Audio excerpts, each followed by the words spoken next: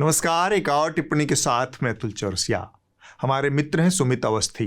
उन्होंने पिछले हफ्ते बीएचयू यानी बनारस हिंदू यूनिवर्सिटी के ज्योतिष विभाग के हवाले से बताया कि कुंडली मिलाकर शादी करने वाली दंपतियां प्रतिशत में ज्यादा सुखी और दीर्घकालिक वैवाहिक जीवन बिताते हैं। इसी बीच देश के प्रतिष्ठित यूनिवर्सिटी बनारस हिंदू विश्वविद्यालय के ज्योतिष विभाग ने इस विषय पर एक महत्वपूर्ण शोध किया है। एक तथ्य आकलित किया है, जो समाज से जो प्रैक्टिकल डेटा लिया है, जिनकी शादियां हो चुकी हैं, उनके जीवन में जो समृद्धि और जो सुगमता, सरलता और संतुष्टि का जो स्तर है, वो उनको हम लोगों ने प्रतिशत में आकलन करने का कोशिश किया है। अब यहाँ तक तो चलता है कि बीएचयू के ज्योतिषाचार्यों ने दिमागी खलल में कोई तथाकथित शोध ठेल दिया हो।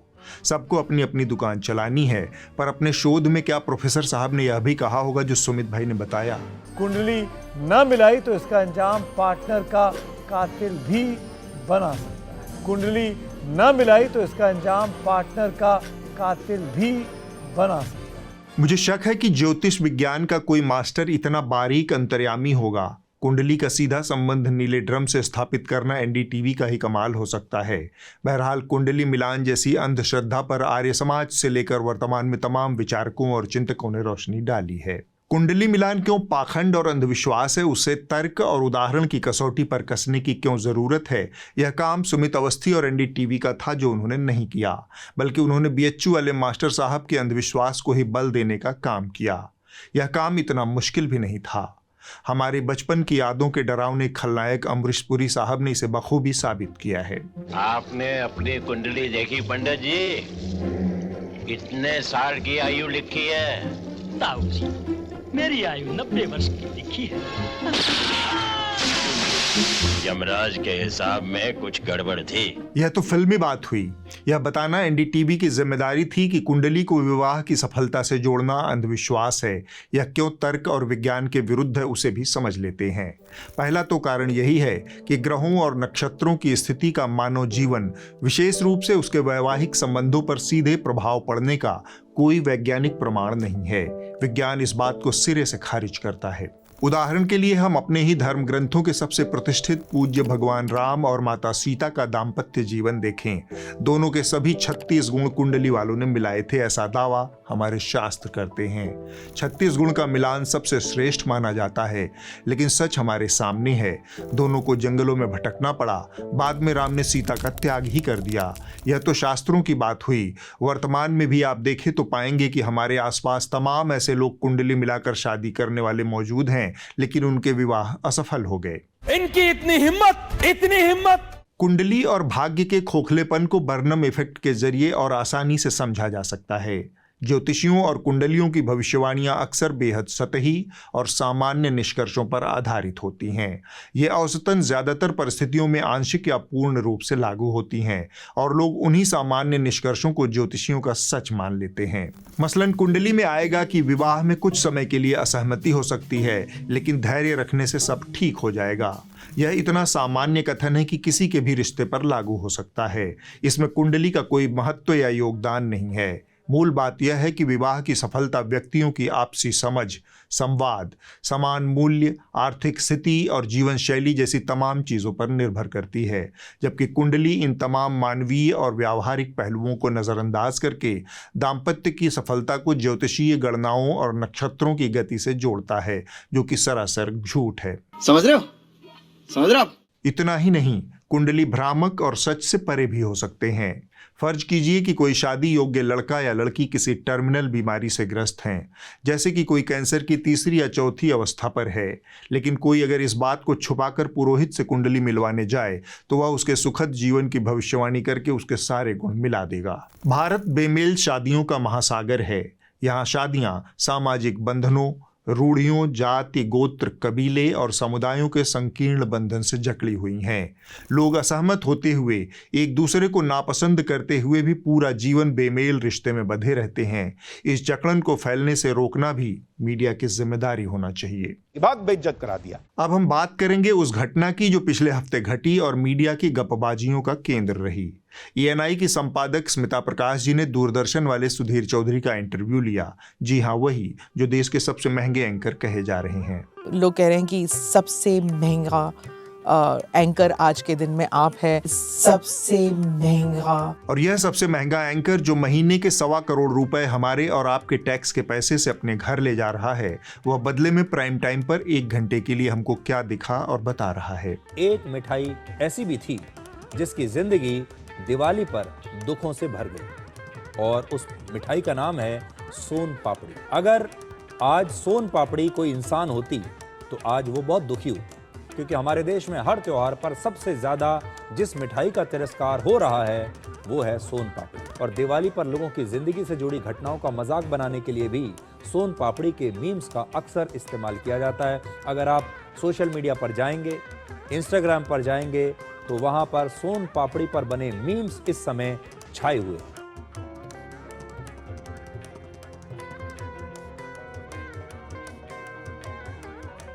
मतलब दिल्ली की हवा खराब है, दिल्ली में यमुना का पानी सड़ रहा है, बिहार में चुनाव है, लेकिन यह मनुष्य व्हाट्सएप पर फॉरवर्ड होने वाले चुटकुलों को इकट्ठा करके हर शाम राष्ट्रीय चैनल पर ठेल दे रहा है और साल का 15 करोड़ रुपए जस्टिफाई कर रहा है। जो भी पैसा मिल रहा है यहाँ या इससे पहले, मैंने उसकी एक एक पाई चुकाई है उस पैसे की।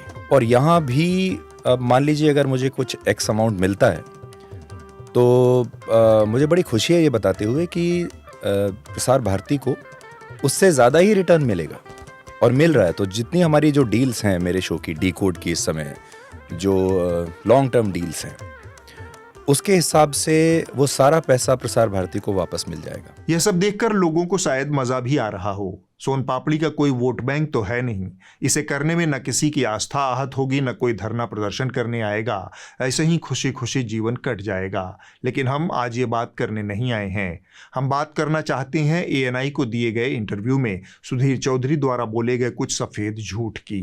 इस इंटरव्यू में सुधीर चौधरी द्वारा किए गए कुछ दावे हकीकत से कोसों दूर हैं, और स्मिता प्रकाश ने उस झूठ को बिना सवाल जवाब किए आगे बढ़ा दिया। मसलन सुधीर चौधरी ने अपनी तिहाड़ यात्रा की एक खूबसूरत कहानी स्मिता प्रकाश को सुनाई। कहानी का सार यह कि तत्कालीन UPA सरकार ने जी न्यूज़ में उनकी जनहितकारी पत्रकारिता से तंग आकर साजिशन उन्हें जेल भेजा। सुना जाए, क्योंकि सत्य कड़वा होता है, जो इसके बाद मैं आपको बताऊंगा। जब ये सब प्रोटेस्ट चल रहा था, अन्ना हजारे वाला, ये फाइट अगेंस्ट करप्शन, तब मैं जी का संपादक था, और जी उन चैनल्स में था जिसने इसको सबसे ज्यादा कवरेज दी थी। हमने उसको बहुत कवरेज दी, क्योंकि उस समय मुझे लगता था कि ये एक बहुत बड़ा बदलाव आ सकता है हमारे देश में, और जो हो रहा है ये एक बहुत अच्छी बात हो रही है। तो हमने उसको कवरेज दी, जिसकी वजह से उस समय की सरकार हमसे बहुत नाराज थी। मुझसे भी नाराज थी, जी से, मुझसे नाराज थी, सुभाष जी से नाराज थी। कई बार उनको ये मैसेज भी गए कि भाई आप इसको इतना क्यों दिखा रहे हैं। यह झूठ क्यों है वह मैं आपको लगे हाथ बताए देता हूं। अन्ना हजारे के भ्रष्टाचार विरोधी आंदोलन की टाइमलाइन में सुधीर का सफेद झूठ छिपा हुआ है।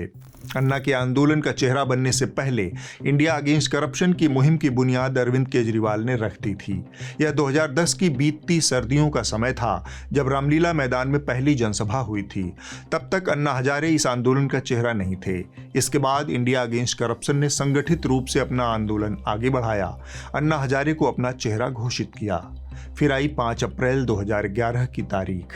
इस दिन अन्ना हजारे ने भ्रष्टाचार के खिलाफ जंतर मंतर पर आमरण अनशन शुरू किया। 9 अप्रैल 2011 को सरकार ने संयुक्त समिति बनाकर उनकी मांगों पर विचार करने का वादा किया, और अन्ना ने अनशन तोड़ दिया। इसके करीब 4 महीने बाद 16 अगस्त 2011 को एक बार फिर से अन्ना हजारे ने रामलीला मैदान में अनशन की घोषणा की, लेकिन सरकार ने उन्हें हिरासत में ले लिया। इस पर अन्ना ने जेल में ही अनशन करने की घोषणा की। इसके बाद सरकार ने उन्हें रिहा कर दिया, और अन्ना ने 19 अगस्त से रामलीला मैदान में अनशन की शुरुआत की। ये अन्ना हजारे के आंदोलन के मुख्तसर से टाइमलाइन है। सुधीर चौधरी साफ झूठ बोल रहे हैं कि जब ये सब आंदोलन चल रहा था तब वो जी न्यूज़ पर बतौर संपादक इस आंदोलन की जोरदार कवरेज कर रहे थे। सच्चाई ये है कि सुधीर चौधरी इस आंदोलन का पीक टाइम खत्म होने के बाद, या कहें कि आंदोलन शुरू होने के करीब 1.25 साल बाद, जुलाई 2012 में जी न्यूज़ के संपादक बने थे। तो यह सवाल ही नहीं पैदा होता कि अन्ना आंदोलन की जोरदार कवरेज के लिए उनसे बदला लिया गया। इतना सफेद झूठ बोलने वाला आदमी स्मिता जी के पॉडकास्ट पर इज्जत से जगह पा जाता है। इससे पॉडकास्ट की अहमियत और विश्वसनीयता बढ़ती है या घटती है, यह जजमान खुद तय कर लें। पंडित जी को क्या 11 रुपए दक्षिणा से मतलब है। आपसे खतरनाक इस देश के लिए कोई हो नहीं सकता। पर यह सिर्फ इकलौता झूठ नहीं है, आगे और भी मसाले हैं। और दुख की बात यह कि उन मौकों पर भी स्मिता प्रकाश ने पलटकर सवाल नहीं किया, बस फ्री टिकट दे दिया। सुनिए। मेरे ऊपर एक भी केस नहीं है। किसी भी अदालत ने उनमें से किसी भी मामले में मुझे दोषी नहीं ठहराया। सारी अदालतों ने मुझे क्लीन चिट दी है। क्लीन चिट दी है। सुधीर का कहना है कि उन्हें अदालतों से सभी मामलों में क्लीन चिट मिल गई। मैं यहाँ 2 मामले और उसकी अंतिम परिणति आपके सामने रखता हूँ। पहला मामला है शिक्षिका उमा खुराना का और दूसरा मामला है जिंदल समूह से 100 करोड़ की उगाही का। पहले उमा खुराना वाले मामले का अंतिम नतीजा जान लीजिए। उमा खुराना दिल्ली के एक सरकारी स्कूल की शिक्षिका थी। उनका एक कथित स्टिंग ऑपरेशन सुधीर चौधरी ने अपने चैनल लाइव इंडिया पर प्रसारित किया था। उनका दावा था कि खुराना अपने स्कूल की लड़कियों से वेश्यावृत्ति करवाती थी। The Delhi High Court, hearing the case against a television channel for a fake sting operation against a school teacher, has said that the sting became a stinking experience for her. Her reputation was damaged, even though the police found no evidence against her. The High Court said courts could award damages in cases of defamation like the Uma Khurana case. Stings should show that the truth revealed is in the public interest, but sting operations should not resort to entrapment. इस मामले में Delhi high court ने उमा खुराना को दोषमुक्त किया, reporter Prakash Singh और उसकी सहयोगी रश्मि सिंह को दोषी ठहराया। लाइव इंडिया के तत्कालीन संपादक सुधीर चौधरी को अपने दायित्व निभाने में असफल मानकर सरकार ने चैनल को 2 महीनों के लिए ऑफ एयर कर दिया। तो यहाँ क्लीन चिट कैसे मिली? अगला मामला सीधे तौर पर सुधीर चौधरी से जुड़ा है, यानी जिंदल समूह से 100 करोड़ की उगाही का। इसके वीडियो आप यदा कदा सर्वदा देखते रहते हैं। सुधीर जी साला स्टार में आए, किसी और में आए, कोई दिक्कत नहीं। हम तो इसलिए परेशान है हिसार से फोन। भाई साहब ये सुभाष जी से बात नहीं हुई क्या? आप तो कंपनी के लिए कर रहे हो समीर जी, पर इनकी तरफ से 20 करोड़ की कमिटमेंट आए कि आपने 20 ओके कर दिया, फिर एकदम 100 करोड़ हो जाए। सुधीर जी 20 से 25 हो तो मालिक कहते हैं कोई बात नहीं, चलो इतना डर। 20 से 100 यार 5 टाइम्स।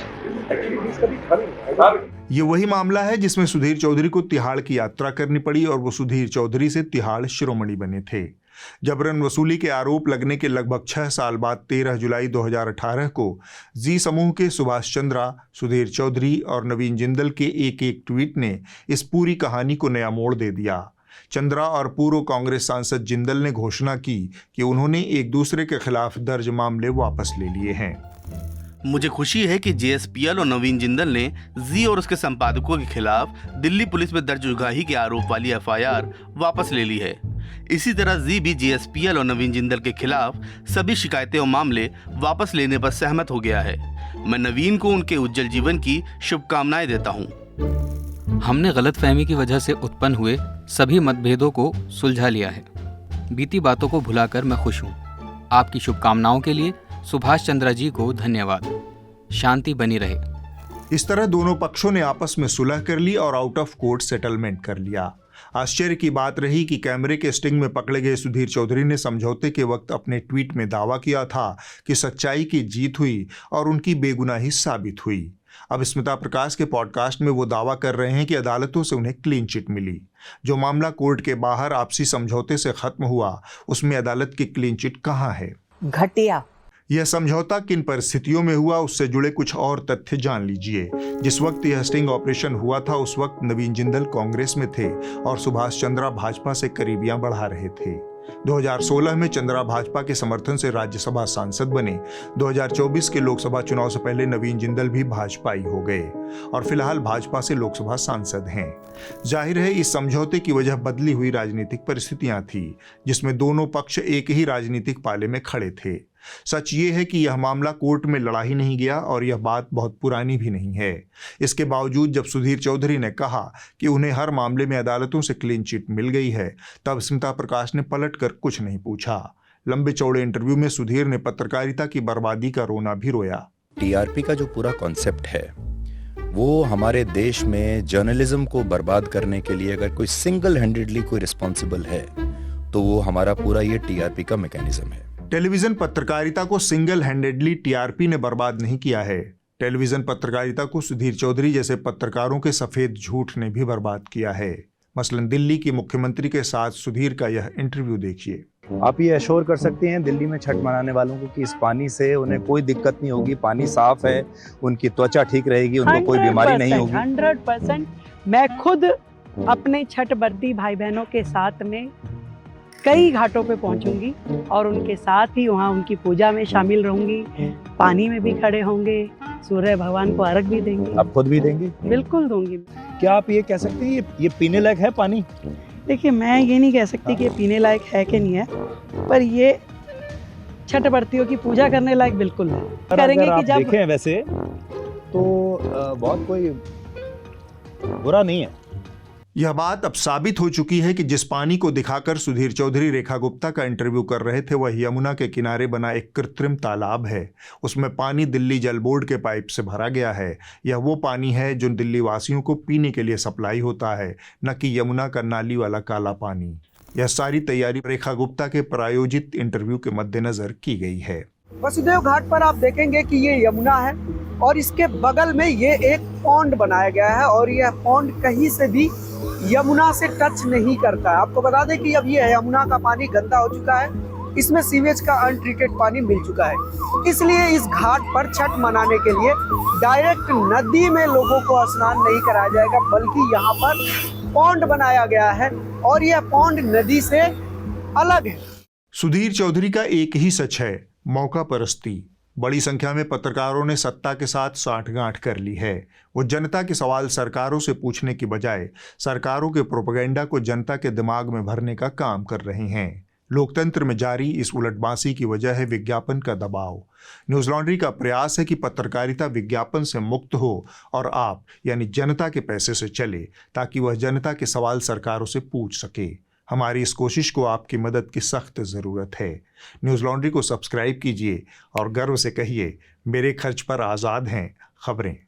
अब हम आगे बढ़ते हैं। दिल्ली में यमुना का पानी पीने योग्य हो गया है, यह गलतफहमी मैं नहीं फैला रहा, बल्कि भाजपा के तमाम छुटभइये नेता और विधायक टाइप लोग फैला रहे हैं। आज मैं चुनौती दे रहा हूं सर, आज भाजपा का आपको फिर से चुनौती दे रहे हैं। 6 बार आपने पिया, ये चाहते हैं आप 7वीं बार तो ये चाहते हैं आप 7वीं बार निभा। एक बात बताइए, आप ये जो बॉटल दिखा रहे हैं ना, तो ये क्या आम आदमी पार्टी का भी फेलियर नहीं है? क्या ये आम आदमी पार्टी का फेलियर नहीं है कि 10 साल में यमुना को किस स्थिति में छोड़कर? हमने तो ईमानदारी से ये माना था कि हम यमुना को साफ नहीं कर पाए, करेंगे, लेकिन ये लोग जो हैं ये यमुना जी को 1 सेकंड नहीं पूरा पी के दिखाइए। अरे पूरा मेरी मर्जी, आओ हिम्मत है तो आ जाना, तुम आ जाना, पानी पी लेना। यहाँ पे बेवकूफ बनाते हैं लोगों को।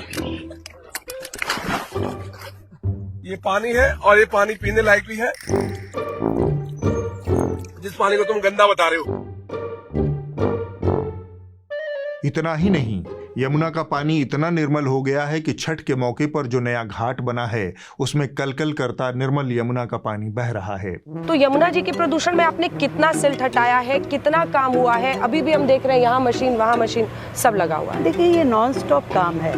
पानी मैं देख रहा हूँ, यहाँ तो साफ दिखाई दे रहा है। ये पानी आपने सिर्फ वीडियो और रील्स बनाने के लिए थोड़ा सा साफ करवाया है या एक्चुअली यमुना में वाकई में पानी साफ हो गया है?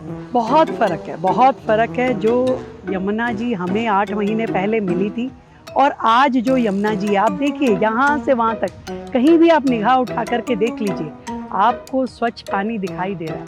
ये तमाम लोग भले ही यमुना के पानी के साफ होने का दिखावा कर रहे हैं, पर आप लोग सतर्क रहिए, इनके फर्जीवाड़े में मत पड़िए, वरना इनके इलाज का पैसा तो सरकार उठाएगी, आपको अपनी जेब ढीली करनी पड़ जाएगी। जिस पानी को सुधीर चौधरी अंजुरी में भरकर टपका रहे हैं वह यमुना का पानी ही नहीं है, इसकी पोल खुल चुकी है।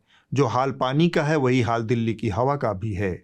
दिल्ली की जनता उसी जहरीली हवा में सांस ले रही है और मुख्यमंत्री रेखा गुप्ता ने अपने लिए 5.5 लाख रुपए के नए नवेले एयर प्यूरिफायर मंगवा लिए हैं। PWD द्वारा जारी कार्य आदेश में दिल्ली सचिवालय और नई दिल्ली सचिवालय में विभिन्न स्थानों पर 15 स्मार्ट एयर प्यूरिफायर की आपूर्ति और स्थापना की मंजूरी दी गई है।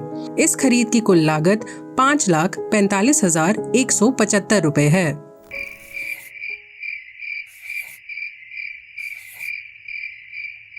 कितने तेजस्वी लोग हैं हमारे पास। इस तरह रेखा गुप्ता का भी धरती पर आना सफल रहा। हमको और आपको धरती पर आने का मनोरथ सिद्ध करने में अभी शायद 1 आध जन्म और लेना पड़ेगा।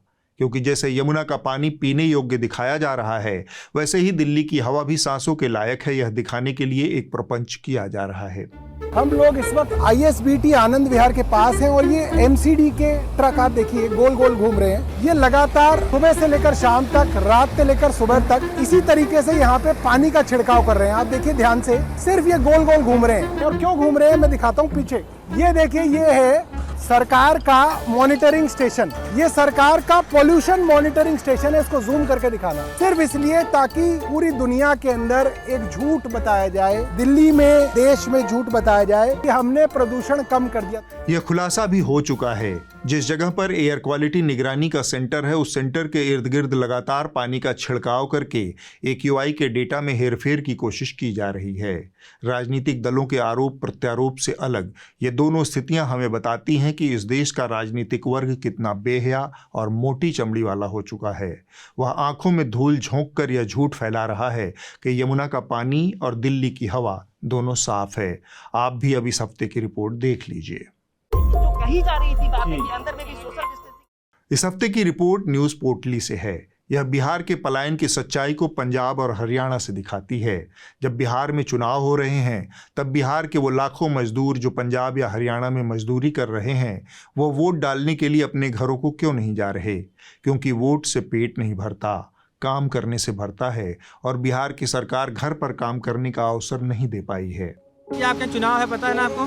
चुनाव है तो चुनाव से क्या, हमारे पे कुछ नहीं लेना देना है। वोट डालने नहीं जाओगे? क्या कह रहे हो? सरकार गंदा है। 15 साल लालू चलाया, 20 साल नीतीश चलाया, सरकार गंदा है। किसकी? इनकी कि उनकी? दोनों का सरकार गंदा है।